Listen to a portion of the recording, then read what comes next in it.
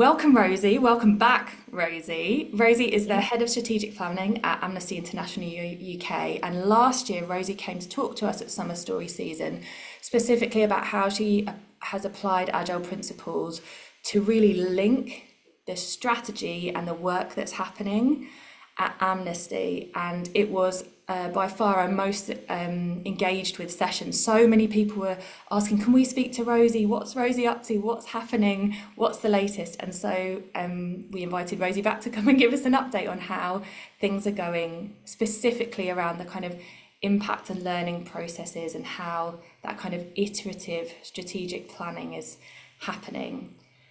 So welcome, Rosie. Thank you so much for coming back to speak to us. Thank you. No, thank you for having me. And yeah, good overview of what we talked about last time. Obviously, if there are questions that go into any of that, I'm also happy to talk about those. I just don't want to repeat material from last year if there are people who came to both. Absolutely. Would you actually start, Rosie, by giving us a kind of whistle-stop tour of the work that you talked us through last year to apply agile principles to link the work that's happening at Amnesty more directly with the strategy? Yeah, sure. So I guess in a nutshell, where I was at last year was moving the organization on and embedding the strategy, as in the written strategy document that the organization should be using, into the organization in a way that makes people feel that the work they're doing is no different to the strategy. It's lived and breathed in the organization. That was the process I was talking about. So I went into how we went from an organization that was doing really great, excellent, hard work, but in more of a scattergun sort of way. So some of the work wasn't necessarily delivering against clear outcomes or the strategy, despite achieving lots and having great impact. It wasn't super clear how it all laddered up. So the process I talked about last year was how we translated the strategy into, we use Trello, we use Agile way of using Trello, which we learned from much of the work that we've done with Tilt. And what I'm going to talk about today is sort of how we now use that embedded strategy in the organization to learn how it's going. So what do we do on a monthly, quarterly, annual basis to check that we are actually delivering that strategy? So we may be living it, but is it actually achieving the outcomes that we need it to have that impact in the world? So that's the slight difference of today. That's really clear. Awesome. Yeah, because I think part of what inspired lots of folks last time was the way that you'd set up processes so that you could ensure or better ensure that like money and time was distributed based on direct impact against strategic outcomes, and creating that clarity not just at a leadership level but right across the organization. And it's exciting to talk today about how that doesn't just happen once a year, that is being constant, regularly iterated based on internal and external factors, and that's being done by the whole organization, again, not just leadership or not just the strategic planning team. So Yeah, exactly. let's jump straight in then. And I know that one of the key ways in which you're supporting the organization to iterate its strategic plan is through quarterly reflection sessions with each team. Would you tell us a bit more about the role that that plays and what the purpose of that time is? And also, I guess, how did you decide that that was something useful to do? Yeah, sure. So tell me if I'm going into way too much detail straight out of the gate, because I do tend to do that. But I guess the way I think about this process is it has three stages to it and three parts to it. And the quarterly impact reflection session is the kind of all singing, all dancing main event, if you like, of this process. And essentially, instead of asking people to reflect and report as teams, we ask people to reflect and report as outcomes in the organization. So any outcome that exists in the business plan, which reflects the strategy, is asked to come together, the people that mainly deliver that outcome, in a reflective impact and learning session at the end of the quarter. So we have around 30 outcomes as an organisation, and that's across all of our human rights work, but also income generation, data and insight, people and culture. So everything that is happening in the organisation fits under one of those outcomes. And so to be honest, the real expert behind all of that is my colleague Claire, who is actually in this meeting, but would never do the talking side. So I'm going to do my best to represent both of us in this, but she's the brains behind the kind of facilitation of that space. And essentially what it's rooted in is the understanding that if you want people to do real reflective practice of whether the work that they're doing is not only keeping them busy and is not only going well in and of itself, but it's actually leading to the change or the environment that we're seeking to look to as an organization. So it's supposed to move us away from talking about we delivered everything that we said we would do, therefore we're doing well, and more about everything that we're delivering is genuinely achieving that outcome, or it's not, let's explore why that is. So that's what that space is for. And I can go into more detail about exactly how that works. But the other element to that is that we also have a lot of people who are not responsible for delivering one or another project. They're maybe not the kind of epicenter of one project in the organisation, but we still want them to participate in regular reflection and learning as to how their role in the organisation is going or how their team is contributing to the strategy. So as well as those quarterly spaces that Claire and I run, there's also monthly retro meetings for any team. So a head of team would run a retro, which replaces their team meeting that week or that fortnight, which they can run how they want, but essentially it looks at what's been going well, what's been going less well, so that that team lead is also able to reflect on why that might be. So there's a bit of a cross-pollination between the heads of team being in those retro spaces and then also being in these outcome spaces across the organisation so that everybody's reflection is being represented. And just to finally answer that point about how did we come to that, it was Julia from Tilt who really helped us to solidify that in the organisation. So we knew that we needed to move away from the expectation that people would be able to do that kind of deep learning and reflection on their own, like at their computer or even in a team space. We needed to set something up that would really allow them to have that discussion. And we knew that by making it a conversation, it was going to add significant value rather than asking them to fill in a spreadsheet, because we've tried so many things before. And yeah, Julia really helped us to build that format and to do it in a kind of agile based way. That's definitely, that kind of conversational approach is something that I know is going to shine through in our conversation, is something that adds a lot of value and helps. I'm sure we'll talk about this more, but yeah, I really see how that enables this to feel less like a reporting process for the purposes of the strategic planning function and much more of a two-way value exchange, Yeah. which is really exciting. You talked about three things, Rosie. You said, so what are those three things? Is one, these kind of multidisciplinary teams coming together to talk about strategic goals and enablers. And then the second is the Yeah. team retrospectives. Yeah. And What's then the third is, so we use Trello as the home for all of the work that we do in the organisation, which I talked about this last year, but just to briefly remind everybody how we do that here. We have a Trello board for every goal or enabler in our organisational strategy. So we have 3 human rights goals, essentially, and then a number of enablers, so things like people and culture, finance, data and insight, planning, impact and learning. And we have a Trello board for each of those, which then has a column for each outcome within that human rights goal or enabler. So, for example, if you have 3 outcomes you're working to within people and culture, there would be 3 columns, and then the cards represent the projects or the areas of work that contribute to those outcomes. And if you are the main person responsible for delivering that program of work that sits under an outcome, we call you a card holder, a card owner. And that's because we think it works better culturally to refer to it as that, as a sort of project manager. They're not always projects. People get quite hung up on what project manager is. So this is supposed to be a much more easy, accessible way of what we refer to it as. So part of this process is that if you are a card owner, there is an expectation that on a monthly basis, you will fill in a number of questions on your card, which essentially asks, like, have you delivered what was in the plan for this work? Did it have the impact that you wanted? Is there anything that's come up that wasn't planned that you've delivered this month, this quarter? Are you seeing any impact from work from a different quarter this month?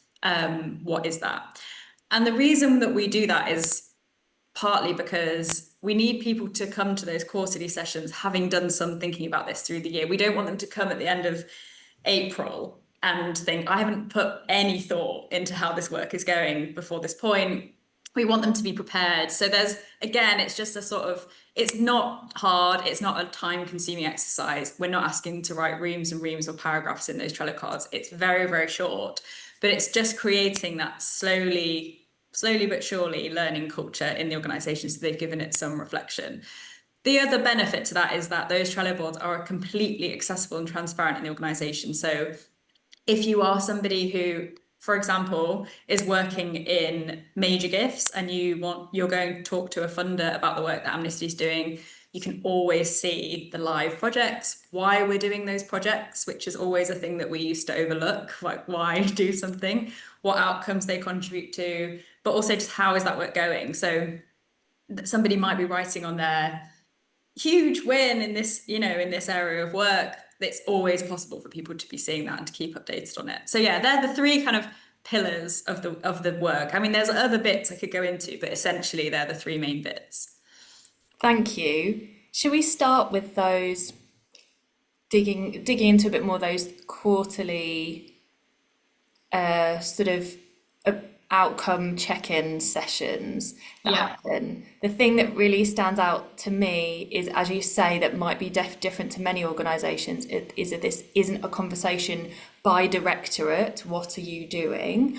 It's instead going, here's the outcome we're trying to achieve. Let's bring together all the different disciplines and layers of the hierarchy who are responsible for delivering that outcome and come together to reflect not on what have we done, but how much further forward towards our goal are we?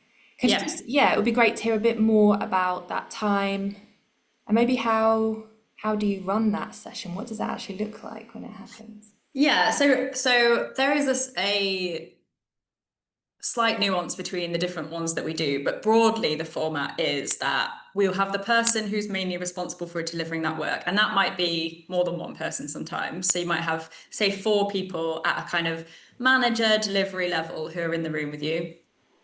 Then the heads of team who most relate to the area of work that you're talking about. So which is usually the people in the room's managers, but not always. And then the SMT, so senior management team person responsible for delivering that goal or enabler in the strategy. So part of the benefit of these sessions is also that the SMT person hears about how the work is going every quarter. They are so entrenched in the work, but in a really appropriate way, right? So they're not so in the detail every day, but every quarter they're able to reflect with us on how that work is going against the strategy, whether it's achieving what it's supposed to be.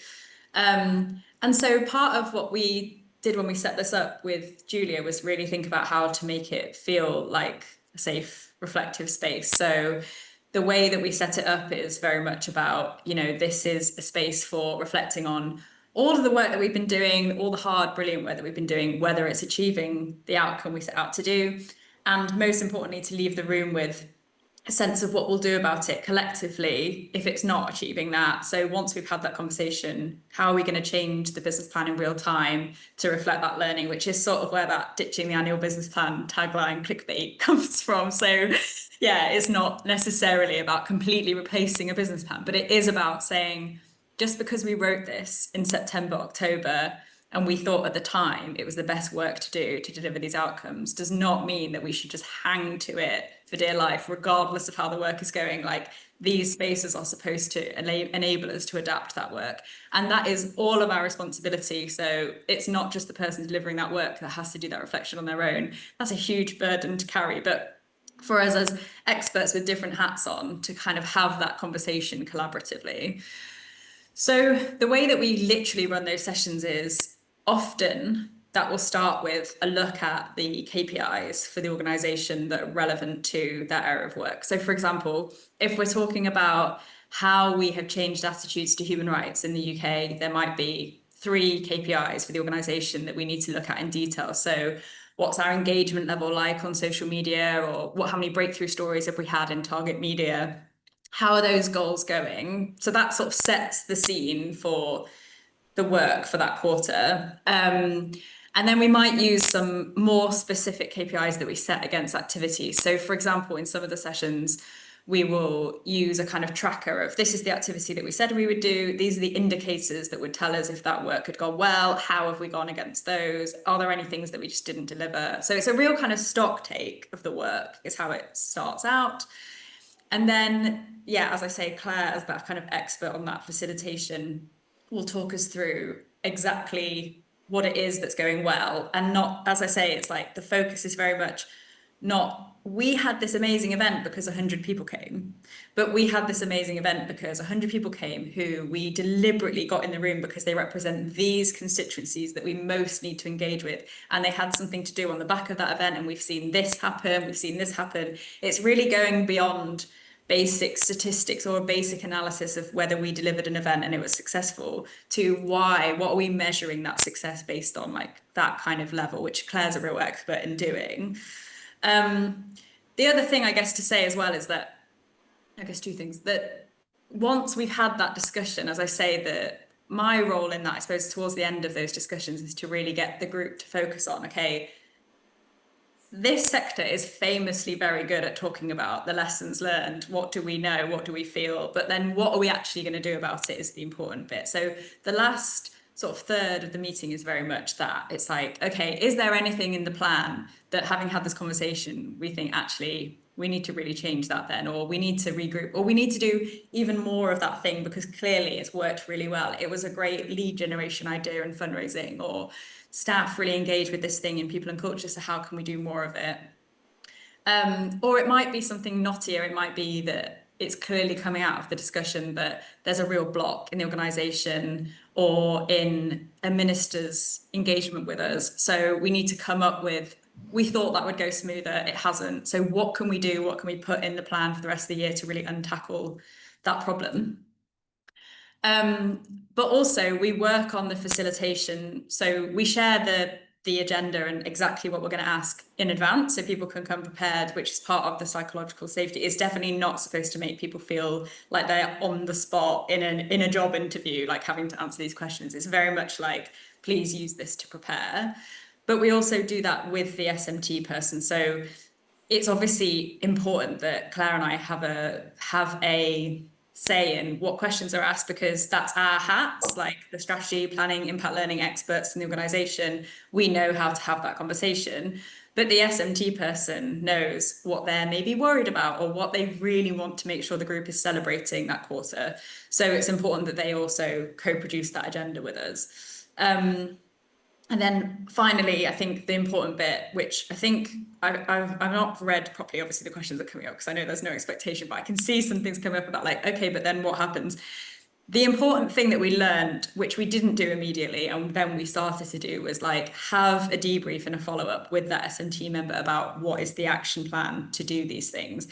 And sometimes you might have 80 actions coming out of these meetings and you're just like, this is just not feasible. So then we need to help them sift through and say, okay, these are the ones that would make the biggest difference. How are we going to do that? Where do we need to be reflecting those actions across the organisation? What conversations might need to happen among SMT to really deal with a trend? And I think having Claire and I in all of those spaces also means that we're able to connect the dots of collaboration among the organisation too. So if we've heard repeatedly that we feel like we're commissioning research into understanding XYZ, but we never really feel like we know how to use that information in the organisation, and we can see a pattern with that, then we can do something about it. We can make sure that that gets tackled through SMT or the leadership team before the next quarter, if possible. Beautiful. It just seems really thought through, really intentional, and that, yeah, that it is that sort of collaborative reflection. There's not finger pointing, it's not actually almost about reporting, it's kind of a group reflection. What's working well, what's not, what results are we seeing, and what actions are we going to take off the back of that? And there's different people in the room with their eye on different aspects of that, from yourself, from Claire, and then from the SMT members as well as the team leads as well.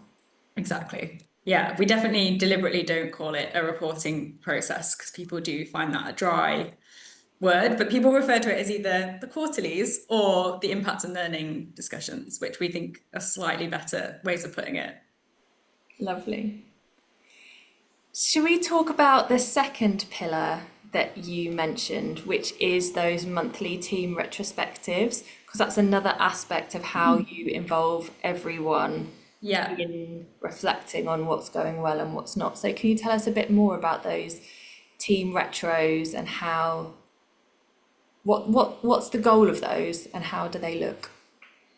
Yeah, so if you imagine this quarterly process happening with the people who are mostly responsible for delivering the work, it might be that you are in a team where you don't have a manager position or you aren't responsible for delivering a piece of work, and you see this quarterly process going on and it's nothing to do with you. And we really, really wanted to avoid that. We wanted to create a space where we weren't just working in this way in outcomes against strategy, but also this way in teams. So the media team has a regular opportunity to reflect. The campaigns team has a regular opportunity.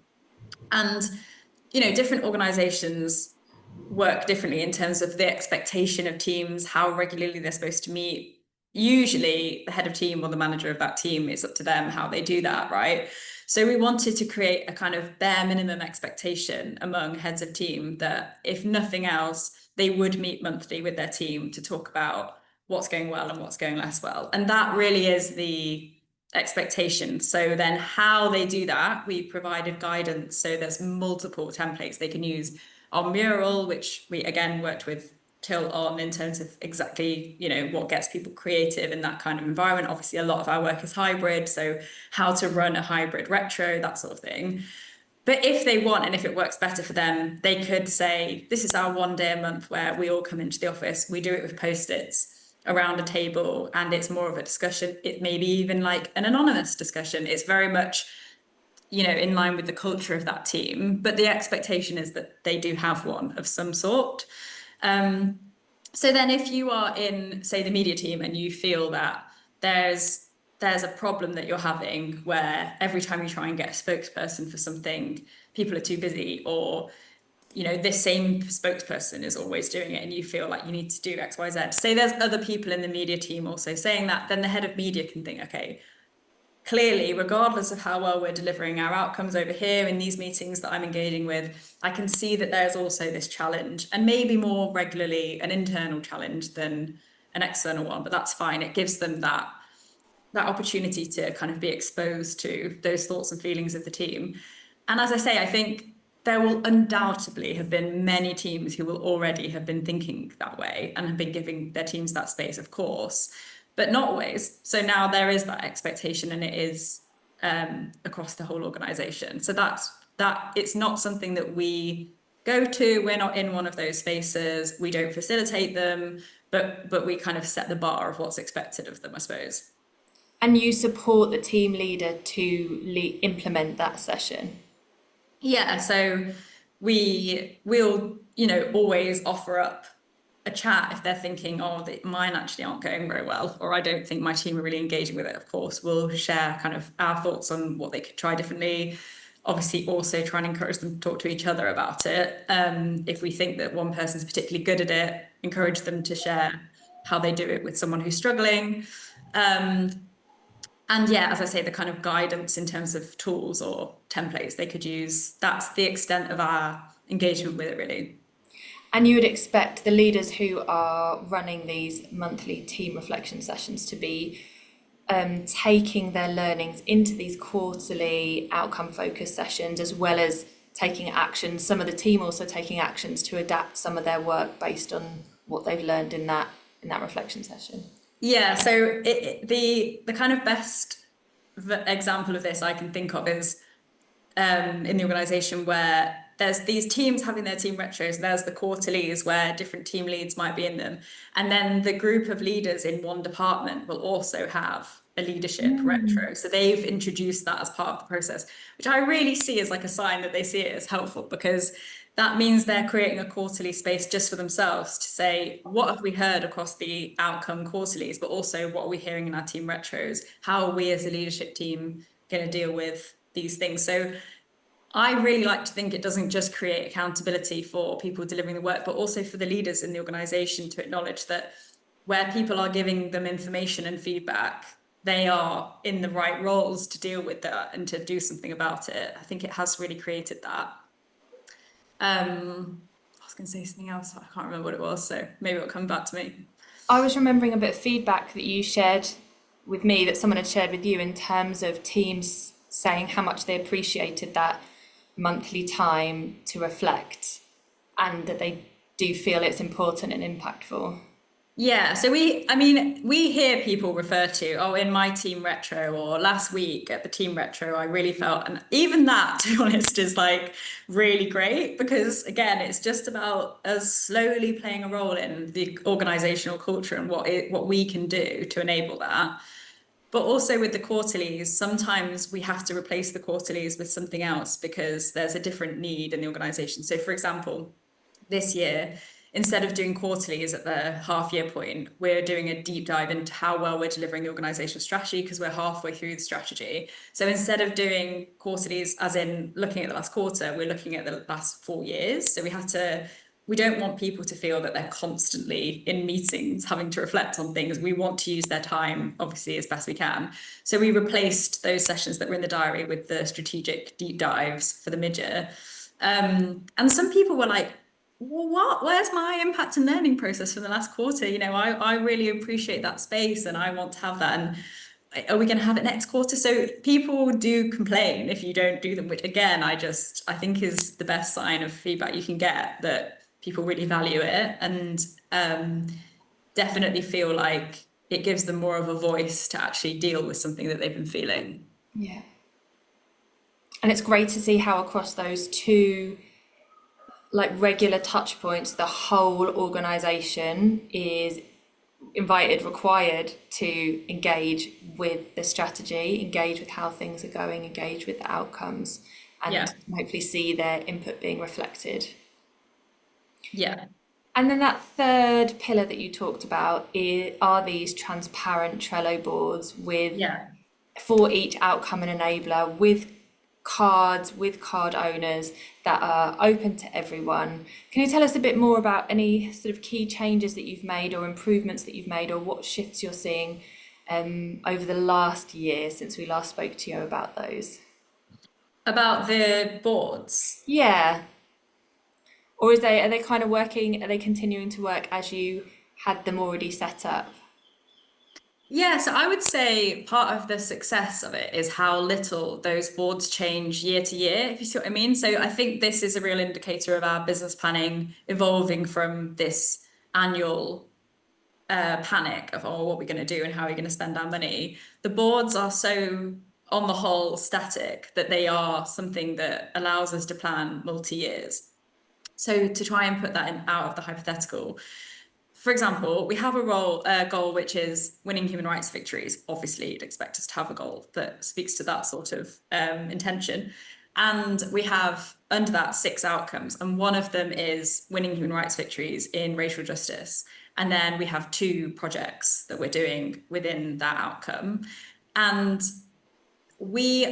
our whole strategy, the whole point of that strategy is to work long term on human rights issues and to understand that the fabric of what keeps human rights violations alive is inevitably going to be a long battle. So we cannot just plan year to year and deliver year to year and just sort of hope for the best. We have to think really long term. So it's inevitable that your projects are going to end up being much longer term. And the fact that those projects broadly stay the same is a good thing because obviously we planned them for multi-year, but where they are changing, so if we stop doing a piece of work or we introduce a new one, it's because of these quarterly conversations. So again, we don't just wait to sit in a room together in October when we're putting together the budget for January. It's come out of those conversations already. So we can see a pattern that we really thought this was going to be the issue that was going to get this to happen or this decision maker, or actually this thing has come out of nowhere from the government that we were just not expecting, that they've really cracked down on something that we did not anticipate from this government. And so we really need to make sure we're working on that instead, or we're talking about the things we're already working on in a really different way. We need to cut the work differently. So yeah, I guess the Trello boards it's like the outcomes haven't changed yet because obviously they reflect your strategy. I would say it's likely now that they will change as a result of the strategy review, because this has been the deeper work in looking at what role does Amnesty play in the world over the next 5 years. It's likely that that will shift in a way. But yeah, I hope that answers the question in terms of how they've evolved. Yeah, and I can hear how they are providing that kind of one source of truth for guidance of how the work that's happening inside Amnesty is directly achieving those organisational goals. And if it doesn't fit somewhere, then it shouldn't be happening. I know that's a lot of what we talked about last year. Yeah, exactly. So, taking into account those three pillars that you've talked about, it'd be great to start to talk a bit about what are some of the results that you're seeing or the shifts that you're seeing across Amnesty because of this real focus on impact and learning, and that happening, involving everyone and happening regularly. I know you were saying you can see shifts in the culture at Amnesty that are being driven by these three pillars. Could you talk us through some of what you're seeing? Yeah, so in terms of the culture, I'd say they're fairly meaty in terms of what we're seeing. So, for example, directors in the organization use KPIs and targets as a measure of success and those impact conversations. So, where previously we may have sit in our comfort zone of saying, we've done really well this year, look how much we've delivered, look how many things we've done as an organization, we're definitely hearing that layer of the organization talking much more about the impact that we have or haven't had. And it's really important to say that there's no way that this process has proved that everything that we're doing is amazing and that we're just absolutely nailing it. If anything, it's important that it shows we're not, because that allows us to catch it early on and to do something about it. So it's not that this process has delivered an organization that's achieving more human rights impact than ever. It's that it's achieved a culture where we're even having that conversation. Is the work achieving more human rights impact than ever or not? And if not, why not? And there's a really important distinction in that, because I don't want to sit here and claim that we're the most successful organization ever. What I think I'm claiming is that this has helped us to even talk about that, which I hope doesn't just make sense in my head. Yeah, no, totally. In terms of it's creating a culture which takes time to drive results. What you're doing is creating an expectation, creating spaces, creating a rhythm and spaces where they're shifting the expectation towards conversations happening focused around impact, focused around outcomes, not around outputs, and that will take time to embed. And that it's not surprising from my perspective that what you're seeing at the beginning is lots of conversations where it's like, oh, actually, yeah, that wasn't super useful, or oh, I can see how that's not actually aligned with one of our strategic goals. But what you're doing is building that culture, building that muscle. And I know you were saying that you're hearing, yeah, as you just said, you're hearing more conversations happening that are around more strategic, more outcome focused, and that you'd expect over time that has a really significant, that helps the organisation to shift towards doing more impactful work. But yeah, totally agree that you wouldn't expect that to be happening immediately. Yeah, exactly. And I think even just feedback from the directors, I mean, one director has said she doesn't know how she did her job without this before, which is obviously the nicest feedback in terms of it driving organizational decision making and giving her the space to do that, and sort of taking it off her plate and giving her a solution to how she can do that on a quarterly basis. And yeah, as I say, just sort of shining a light on things that aren't delivering those outcomes, regardless of how well people are working, how hard they're working, how talented they are. If it's not leading to the thing we need it to, then using those talented, hardworking people in a different way. And, that's what everybody wants. We also get we do a biannual, I never know if I'm using that word, twice a year survey with staff where 86% of staff say that they understand how their role contributes to the organisation's outcomes and objectives, which I don't know if other organisations ask that question. I've never really been in an organisation that asked that question before, but I think that's very high and is much higher than when we started. And obviously you don't know if people are saying like, yeah, I understand I work in fundraising and I've got to raise money for this fundraising organization, but I like to think it's that they understand that the work they're doing fits into this organizational strategy.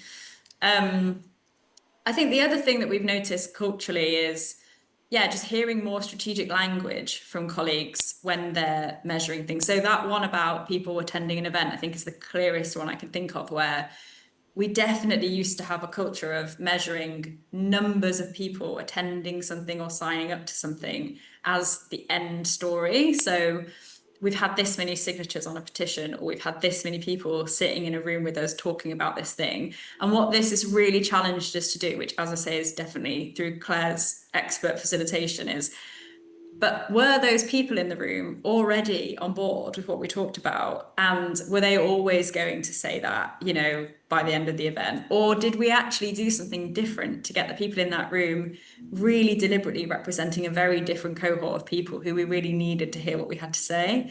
And that is a huge change culturally. And also, I would like to think very empowering for people to be able to use their skills in a way that's less about like ticking a box, yes, 100 people came to this thing, and more about why did we need those specific 100 people to hear what we had to say.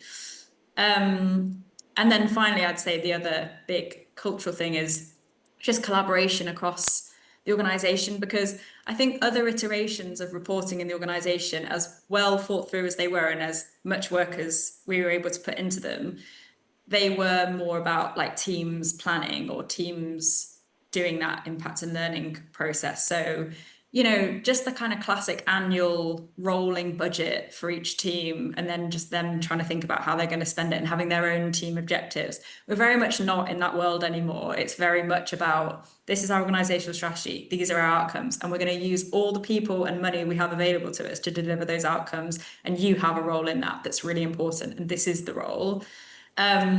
And so it's definitely, again, not perfect. There's loads of other ways that we could improve it, but at least it means that you've got somebody in a room talking with their colleagues and with their heads of team and SMT about how they're collectively delivering pieces of work against an outcome, as opposed to doing it in teams, which I do think wouldn't work here. It would never achieve what we've managed to achieve if we continue to do it in that way.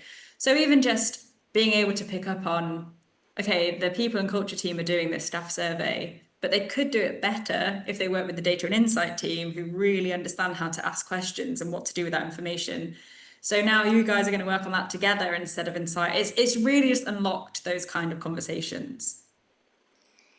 It sound or might let me know if this is an incorrect assumption, but it sounds like also it's building that culture kind of test and learn, that more like more psychologically safe, that ability to reflect openly and with confidence on what is working, but also what isn't working, without finger pointing, without blaming, but instead being like, okay, that's cool, that didn't work, that's okay. What are we going to try next? Would you say that you can see that happening? Definitely. I think I wish I had to hand the statistic in the staff survey around that, and I can't remember what it is, and it may not even reflect what we're discussing, but there's definitely been a trend over time of, you can see the safety of that, what you're talking about, trickling down the organization. So I think we definitely started with an SMT, a CEO who really believed that and were like really up for risk taking, trying things, even if they failed, because they knew they'd learn from them. But the rest of the organization was like, okay, but do you actually mean it though? And then we've seen the leadership team, the heads of team clearly believe that too. You can see that in the statistics in the staff survey. And now the next bit is, yeah, the kind of the rest of the organization. I think we're really on an upward trajectory in that feeling, but you can obviously understand why people lower down in the organization take longer to really genuinely believe that that is the case in a culture. But I think we do a good job, and definitely Claire does a good job of making people feel that they can do that reflection in those spaces. Obviously, what happens outside that room is less in our control, but I definitely think we create the culture in those conversations that, you know, for example, the last sort of section of the conversation that Claire runs through is there anything that you'd like to try next quarter that you haven't tried yet? Or, you know, having reflected on how this has gone, and as hard as we've worked, we haven't achieved this. What else might we just throw our energy at and just see what happens next quarter. It's really encouraging that kind of conversation. So yeah, for sure. Brilliant. In a moment, I'm going to hand over to everybody else. So do get thinking of your questions, popping them in the chat. I've got one more question before we do that, Rosie, which is, as you mentioned before, this isn't, you're not saying, hey, look, we've nailed it, everything's perfect. What are the next things that you want to focus on, or what is there still to do that you'd like to crack next? Yeah, so I've been thinking about this a lot actually because we've been doing the strategy review. Obviously, that's another process which has really thrown up things that we could be doing better or where we could take this even further. I think that when we introduce this process, and especially the fact that it comes out of a business planning process, it's like the same model that we impact and learn against is the business planning model. We needed to do that in a way that separated goals and enablers with outcomes, and to do that in a really sort of rigid way because we had to create that culture of learning and the culture of people understanding how their work contributed to the strategy, which I feel really confident that we've nailed. What I think we need to do next, which I think is much harder, is almost cutting that completely differently. For example, Claire and I have been discussing maybe it would work to do this by audience. So when we're talking about, people that we're trying to convince of human rights who we think are convincible, what is all of the work that we're doing across the organisation to speak to those people and how is it going? So then you could imagine quite a different room of people with really different cross disciplines in the organisation, focusing on the impact we're having on that audience group. So I think that's where we need to move to, which I know is a real agile way of working and a kind of almost tech world way of working. So I'm not quite ready to do it, but I think that's what we need to do. The other thing that we talked about is instead of doing it by outcome, doing it by KPI, or using sort of metrics as the way that you group. So for me, that's the change we need to make is now that we've established this culture in the organisation, we know it works. A way of improving it would just be to cut it slightly differently. And I think that would enable even more strategic level conversation and even more collaboration. Very cool. Thank you, Rosie. You've done a beautiful job of giving us the right amount of detail and talking us through Good. those three pillars and the shifts that you're starting to see. Thank you.